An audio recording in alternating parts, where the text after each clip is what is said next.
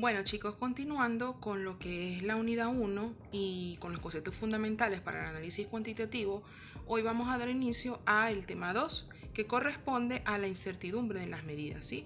¿Por qué es importante hablar sobre las incertidumbres en las medidas? Porque cada vez que realicemos una medición, nosotros vamos a tener que determinar si esos resultados son fiables.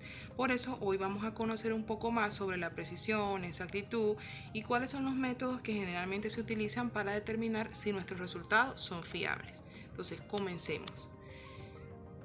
En el trabajo científico es común trabajar tanto con números exactos como con números inexactos. Al escribir y manipular diferentes números debemos tener clara la diferencia entre los dos tipos de números. Por ejemplo, hay números exactos, números enteros o fracciones, mientras que las constantes matemáticas y las relaciones generalmente son números inexactos. Los números inexactos son aquellos obtenidos a través de mediciones experimentales y por supuesto siempre van a conllevar una incertidumbre asociada. Es por eso que la definición de varias réplicas de la muestra resulta ideal para estimar la fiabilidad de los resultados, pues un solo análisis no va a proporcionar información sobre la variabilidad asociada. Si los resultados tienden a ser distintos de los demás, generalmente se considera el valor central del conjunto de datos como la mejor estimación. Y aquí es donde entramos a estudiar o disponer de las medidas estadísticas, ¿sí? Que generalmente se conocen, o las principales, las que se conocen son la media, la mediana, la moda. La medida más utilizada es la tendencia central, que se conoce como media aritmética, valor medio o media muestral. Pero también se utiliza mucho la mediana, la cual es el valor medio o central cuando los datos se ordenan en forma creciente o decreciente. Para determinar la mediana es necesario determinar si el número de datos es par o es impar, pues la media simplemente consiste en un promedio de todos los datos, ¿sí? Pero si tenemos un valor atípico, generalmente esta media puede llegar a afectarse. Y la mediana se puede determinar simplemente va a corresponder, hay que ordenar primero los datos, como mencionamos, de forma creciente o decreciente y seleccionar cuál es el valor central del conjunto de datos. Eso va a ser la mediana. Mientras que en el caso del número de datos pares también se deben ordenar, pero se tomará un promedio entre los valores centrales de las medidas y esa será la mediana. En los casos ideales, la media y la mediana deberían coincidir, sobre todo cuando tenemos un conjunto de datos homogéneos o mediciones que se parecen. Pero es difícil que coincidan si el número de medidas es pequeño. Por eso se dice que mientras mayor réplicas o mayor mediciones, vamos a tener resultados más confiables acerca del análisis que se está realizando. Generalmente en el laboratorio vamos a trabajar con por lo menos a partir de 3 réplicas, ¿sí? De manera que podamos obtener una tendencia. Sin embargo, cuando estamos haciendo un análisis más científico en el que queremos determinar o obtener mayor fiabilidad, será necesario hacer muchas réplicas. Aquí es donde entra en juego la precisión y la exactitud, porque la precisión es una medida de la reproducibilidad de un resultado, es decir, que se reproduzca y siempre se pueda obtener el mismo resultado. Esto quiere decir que estamos aplicando bien el método o la técnica. Entonces, si ustedes no obtienen unas medidas que se parezcan, quiere decir que la medida no es precisa. Generalmente se utilizan 3 términos para describir la precisión de un conjunto de resultados: la desviación estándar, que se conoce como S, la varianza expresada como S al cuadrado y el coeficiente de variación, que se expresa como porcentaje. Las ecuaciones que se van a utilizar generalmente están definidas como las siguientes. Eso se va a aplicar una vez que tengamos los datos recolectados o que hayamos hecho los análisis para poder determinar cuál es su varianza, cuál es su desviación y su coeficiente de variación. Esto me dirá qué tan precisa es la medida que estamos haciendo. Mientras que la exactitud se refiere a la proximidad del valor medido con respecto al valor real o al valor verdadero o conocido, que normalmente es aceptado. Para comprender la diferencia entre precisión y exactitud, podemos analizar diferentes situaciones. Por ejemplo, una medida que puede ser reproducible pero errónea es aquella en la cual estamos aplicando bien el método, pero quizás no estamos cerca de la medida real. ¿Qué pasa si se comete un error, por ejemplo, preparar una disolución patrón de hierro y se desea realizar la cuantificación de hierro en una muestra? Pues aquí vamos a tener una buena precisión, pero una mala exactitud, por lo que les estoy comentando. Puede que esté aplicando bien el método, pero preparamos mal la solución patrón y entonces estamos obteniendo una referencia que no es. Entonces estamos lejos del valor real. Pero también puede ocurrir que la disolución patrón fue preparada sin errores y el método analítico empleado no sea reproducible. ¿Qué va a pasar? Que hay mala precisión y buena exactitud. Esto quiere decir que estamos aplicando mal el método o se está aplicando mal y no es reproducible, y a pesar de que estemos obteniendo o que podamos obtener valores cercanos al real, pues igual el método me va a acarrear errores y no estamos siendo precisos en los análisis. Y en el caso de haber preparado mal la solución y además el método esté mal empleado, que no sea reproducible, vamos a tener una medida alejada de lo que se considera el valor real y además vamos a tener mala precisión. Entonces eso no es lo que se quiere. Lo que se quiere es que un análisis sea reproducible y que además los valores obtenidos se parezcan a la real. Entonces la situación ideal va a ser procedimientos exactos y precisos. La exactitud es frecuentemente más difícil de determinar que la precisión, pues para la precisión bastará con analizar varias réplicas de la muestra, pero para determinar la exactitud, en la mayoría de los casos, en la totalidad realmente, se requiere el conocimiento del valor verdadero. Entonces, esto se obtendrá a medida que nosotros agarremos experiencia en los análisis y que realmente pues también contemos con los datos necesarios para conocer los valores reales. La exactitud, para expresarlo numéricamente, se va a expresar en términos del error relativo y del error absoluto, ¿sí? Entonces, ¿cuál es el error absoluto? Va a ser la diferencia entre el valor obtenido experimentalmente y el valor considerado como verdadero, ¿sí? Mientras que el error relativo relaciona el error absoluto con el valor verdadero y generalmente lo podemos expresar a partir de un porcentaje. Esto nos dará una idea de cuáles son los errores o qué tan desviados del valor real estamos. Que el valor verdadero de un parámetro es igual a 3,6 kilogramos. El error absoluto al obtener 3,5 kilogramos experimentalmente, supongamos que pesamos la muestra o realizamos un procedimiento y el valor obtenido realmente en el laboratorio es 3,5 kilogramos, yo voy a restar ese valor obtenido, que es 3,5, menos el parámetro de valor verdadero, que es 3,6, y me da que el error absoluto es de menos 0,1 kilogramos. Cuando voy a calcular el error relativo, simplemente me interesa la magnitud. Entonces voy a decir que el error relativo o el error absoluto lo puedo expresar el error relativo realmente lo voy a expresar en porcentaje y el signo simplemente me va a indicar si estoy por encima o por debajo del valor real. En el caso de que obtengamos valores negativos en porcentaje, quiere decir que estoy por debajo. Y si obtengo positivo, estoy por encima del valor real. Otro ejemplo es el del error absoluto cuando se obtiene el resultado de 3,8. Fíjense que en estos casos, al restar 3,8 menos 3,6, que es el valor real, me está quedando un valor positivo, que cuando yo calcule el error relativo me va a dar un porcentaje positivo. Tenemos los dos ejemplos. Entonces, para el error relativo del primer caso, al yo dividir 0,1 entre 3,6 por 100, me da que el error cometido con respecto al valor real es 2,8%. Y en el del segundo, 5,6%, al dividir 0,2 entre 3,6 por 100.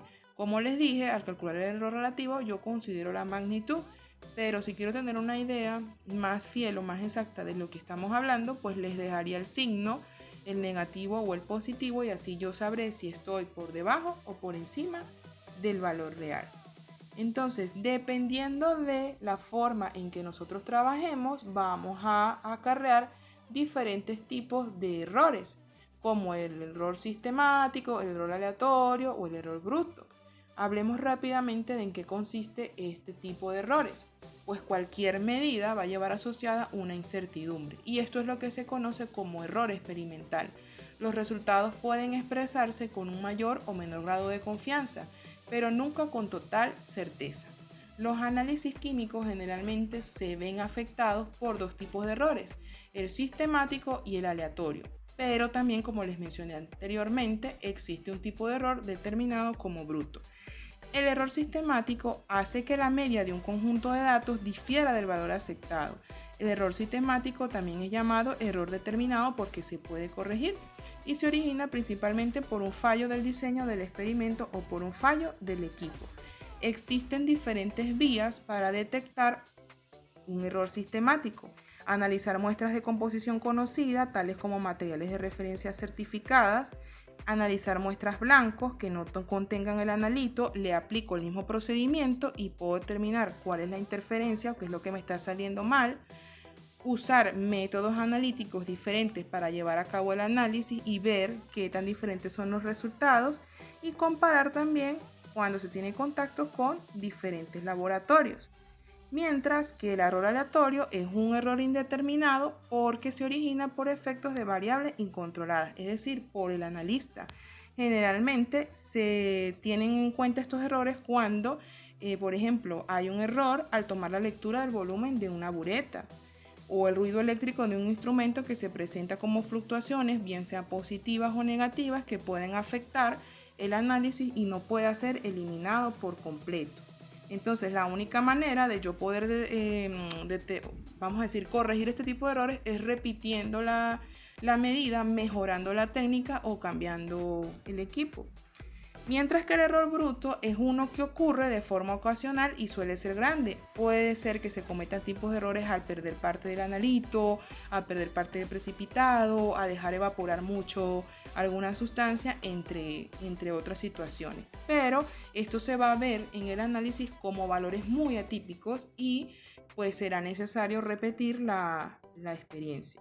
Ahora bien, para determinar la propagación de los errores o cómo se puede expresar la incertidumbre de las medidas, generalmente vamos a considerar que en las operaciones de suma y resta para calcular la incertidumbre total, que ya habíamos hablado de lo que era la varianza, coeficiente de varianza y todo eso, la incertidumbre o error absoluto de los términos individuales será la raíz de la suma de sus cuadrados. Y asimismo, en las operaciones de multiplicación y división se debe expresar todas las incertidumbres relativas en porcentaje para poder determinar el error del producto cociente según la siguiente ecuación, que es la raíz cuadrada de la suma de sus porcentajes al cuadrado, ¿sí? Y al final vamos a determinar lo que es el error de todas esas medidas. Es importante entonces hablar de las cifras significativas, que en muchos casos no las consideramos y tendemos a redondear y hacer cualquier tipo de determinación sin considerar la cifra significativa, pues hay medidas que pueden ser muy pequeñas o resultados que pueden ser muy pequeños y yo quizás esté omitiendo algún valor o algún número y no me permite representar fielmente los resultados. Entonces recordemos qué son las cifras significativas. El número de cifras significativas es el mínimo número de dígitos necesarios para escribir un valor determinado, bien sea en notación científica o normalmente sin aplicar notación científica, pero que no pierda exactitud. El 0 generalmente puede ser significativo, pero esto va a depender de cómo se ubique dentro del número. Veamos, por ejemplo, un 0 rodeado por otros dígitos siempre va a ser significativo. En este caso, 20,25 mililitros es un número que tiene 4 cifras significativas. Los ceros que se sitúan solo antes de la coma decimal no son significativos.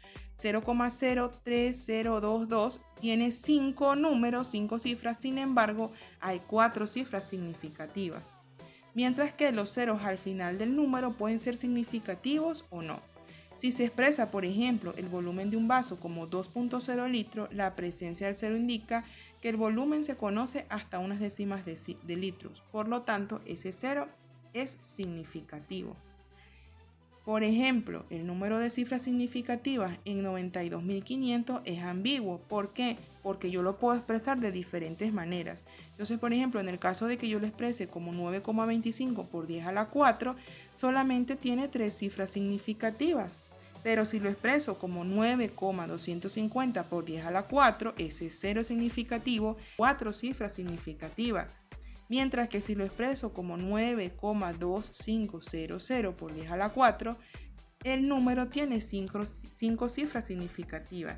Por lo tanto, se puede expresar de las 3 maneras, pero debo tener en claro cuál de estos 3 números son los que voy a expresar en mi resultado. Debo escoger solo uno.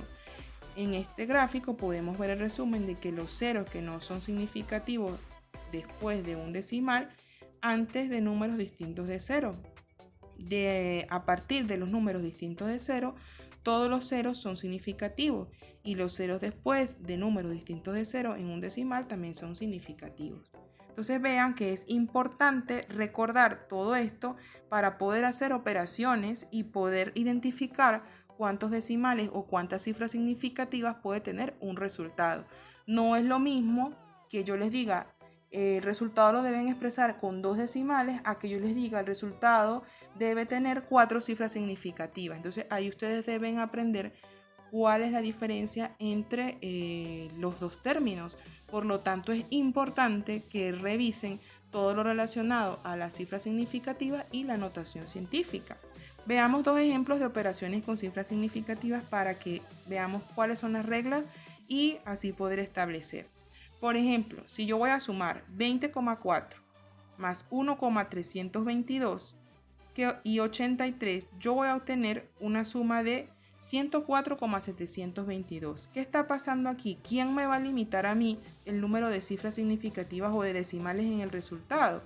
Pues el número del medio, 1,322. Acá no se puede ver bien, se movieron los números en la diapositiva, pero 1,322 es el que me está limitando la operación o el número de decimales en el resultado final. Y al final lo que se puede hacer en todo caso, si yo les digo que el número tenga, por ejemplo, 3 cifras significativas, lo que pueden hacer es redondearlo a 105.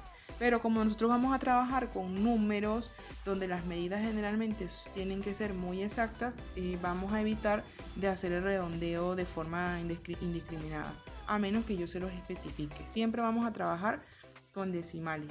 En el caso de la multiplicación, el resultado debe informarse con el mismo número de cifras significativas que tiene la medición con menos cifras significativas. Por ejemplo, el área de un rectángulo cuyos lados miden 6,221 centímetros y 5,2 centímetros debe informarse como 32 centímetros cuadrados. Veamos, multiplicamos 6,221 por 5,2 y es 32,3492. En este caso, el de menor cifra significativa es 5,2 centímetros y él es el que va a determinar cómo se debe expresar el resultado. Por lo tanto, se debe redondear a 32 centímetros. En este caso anterior, en el que estábamos hablando de los cálculos anteriores, pasa lo mismo. El que me va a determinar el número de cifras significativas es el número del medio. Por eso es que se puede redondear a 105, porque me está limitando que el número de cifras significativas debe ser de 3. De todas maneras, también va a depender lo que yo les indique, si van a redondear o no van a redondear. Generalmente eso es cuando uno quiere ser más específico, ¿sí? Pero a medida que vamos obteniendo experiencia como analistas, pues podemos determinar con cuántas cifras significativas se debe expresar el resultado o con cuántos decimales. Bueno chicos, entonces esto es un complemento del resto de material que van a tener a su disposición en el aula virtual. Ahí tienen algunas referencias de donde yo tomé este material y recuerden que siempre van a poder descargar los libros del aula.